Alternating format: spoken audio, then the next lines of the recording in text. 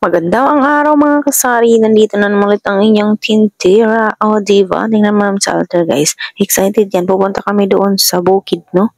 At ayan, at ang aga-aga talaga namin magising dahil nga nagbiyaya na si altar na mag-jogging daw kami papunta doon sa ano ng papa niya, doon sa parang uma-uma ba tawag dito sa amin. Ayan, at nag-inom na siya talaga ng milk no. At ito muna yung mga kaganapan dito sa amin. Ayan, at magkakape siyempre sa umaga, siyempre bago lumakat or mag ano no, maggugo na doon sa ating sa ating garden dahil may garden kami doon sa taas. Pupuntahan namin at dadalawin namin doon kung ano ng status ng aming garden doon. O di ba masyadong marami pa yung ating tinapay, punong-puno pa yung aming lagayan ng mga tinapay. Tingnan mo naman, pati yung ating mga lamas, ay yung egg natin is yan na lang.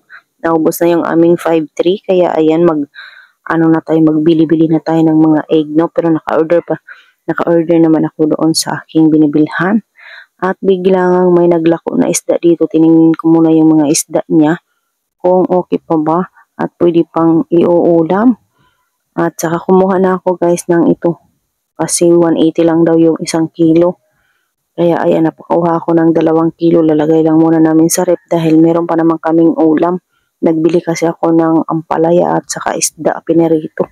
Ito 2 kilong ito is lalagay muna namin sa ref para ang kinabukasan naman na mauulam natin no.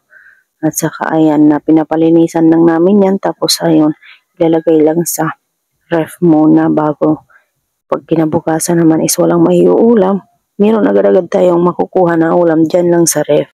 At hindi na natin kailangan pang pumunta sa palengke or kung saan maghahanap pa ng maiuulam no.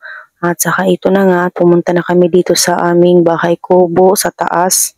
Marami kaming mga tanim-tanim dito guys. Tapos itong bahay kubo na ito, kaya may mga alaga ding manok dito sa loob no.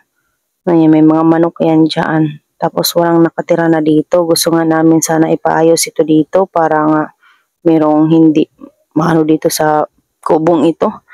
Dahil nga dati guys, dito kami minsan nagtatambay kasi hindi mainit dito. Maraming mga kahoy.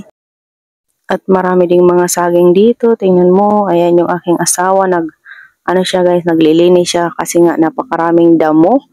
At gusto ko sanang magtulong-tulong dyan kaso lang nawala yung bolo ba.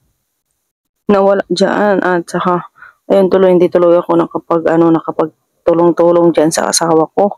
At saka nakainis din si Alter dito guys kasi walang 1 oras pa nga lang kami dito is ayan gustong-gusto na umuwi sa bahay kasi ayaw niya dito. Marami daw mga lamok-lamok at maraming daw maano sa mukha niya. Naiinis siya, gusto niya nang umuwi. Sabi ko, huwag lang muna tayong umuwi at mag-stay lang muna tayo dito sa papa mo. At marami pa tayong titingnan ng mga halaman-halaman or tanim ba kung ano pa yung mga dapat natin gawin dito. Ay nako, paiyak-iyak na yan siya guys. Gustong-gusto na talaga umuwi dahil wala daw TV dito. Tapos inaano na namin siya, pinapa-cellphone. Ayaw naman niya mag-cellphone dahil nga walang internet dito. O tingnan mo naman si Papa o. Ayan, pawis na yan. Gusto ko rin sana magpapawis dyan ba, parang exercise na rin ba. Kaso nga lang is walang ang bulo nga isa. Siya na lang yung naglinis dyan.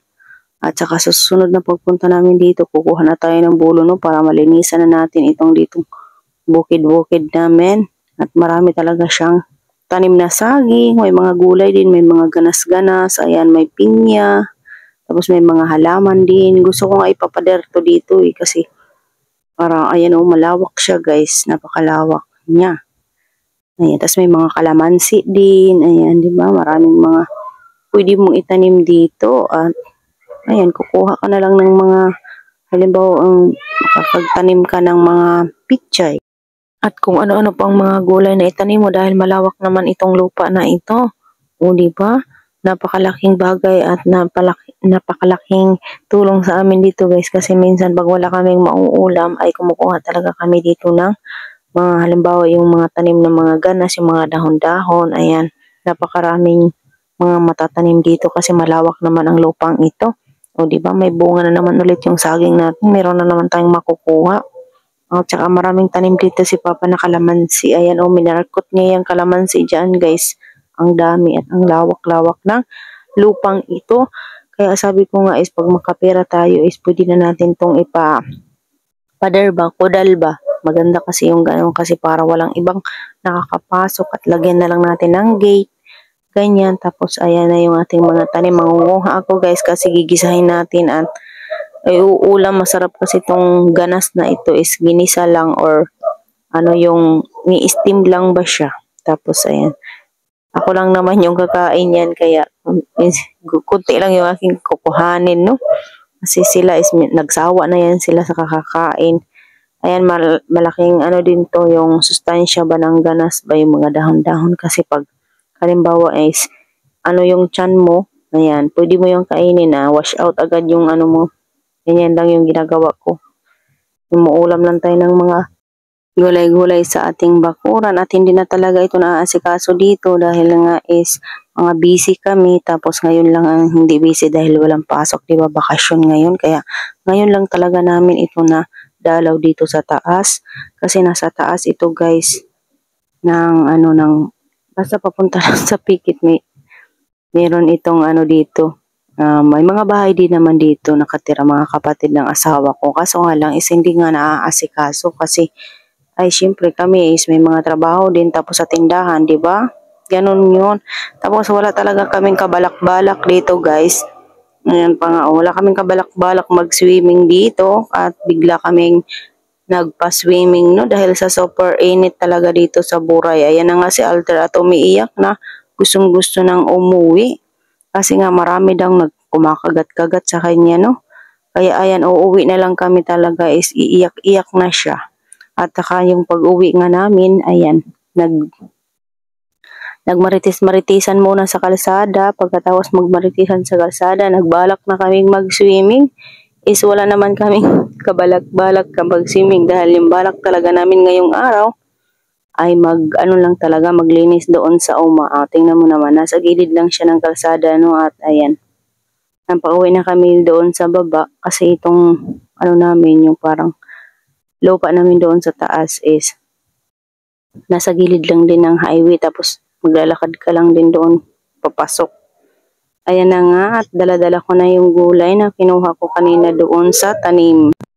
Ayan, may maingay pa dito. Dinig na dinig talaga yung yung ingay dito. Diba? Ayun na si Alter guys, sumakbo na pupunta sa bahay namin at dito din kami naglalakad-lakad sa gilid ng kalsada. Ayan. Ayan na si Panchito. Ayan, nagmarites-marites muna kami dito sa gilid ng kalsada. Tsaka nandito nga pala sila Maika. Ayan.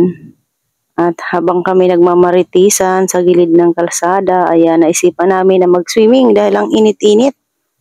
Ayan, oh. Tingnan mo yung mga bata, bising-busy sa kalaro. Ayan yung gusto ni Alter dito. Maglaro lang sa bahay, no?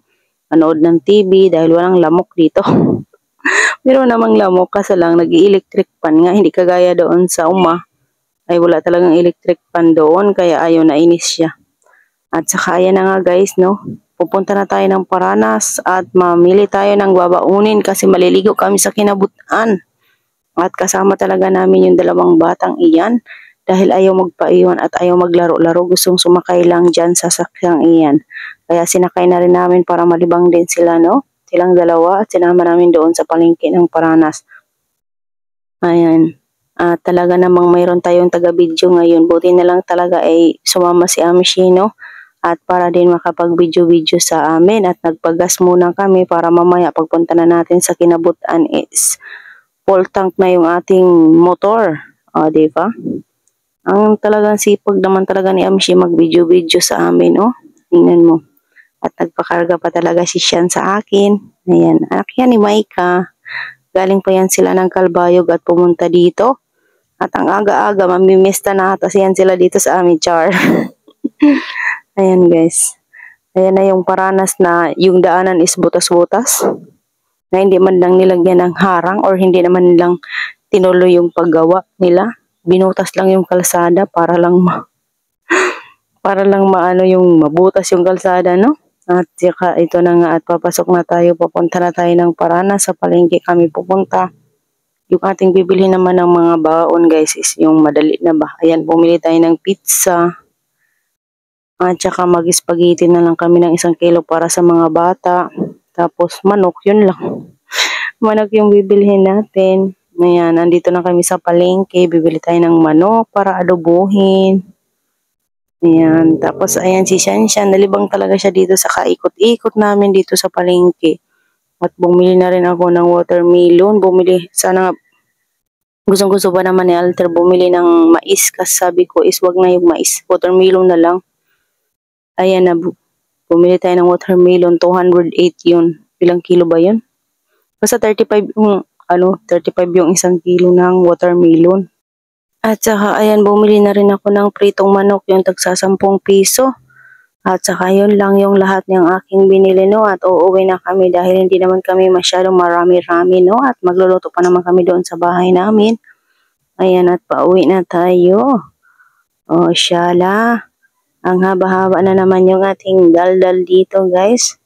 At saka magluluto pa kami ng aming mga dadalhin, no. Spaghetti lang naman at saka adobo. Yun lang naman yung uulamin namin.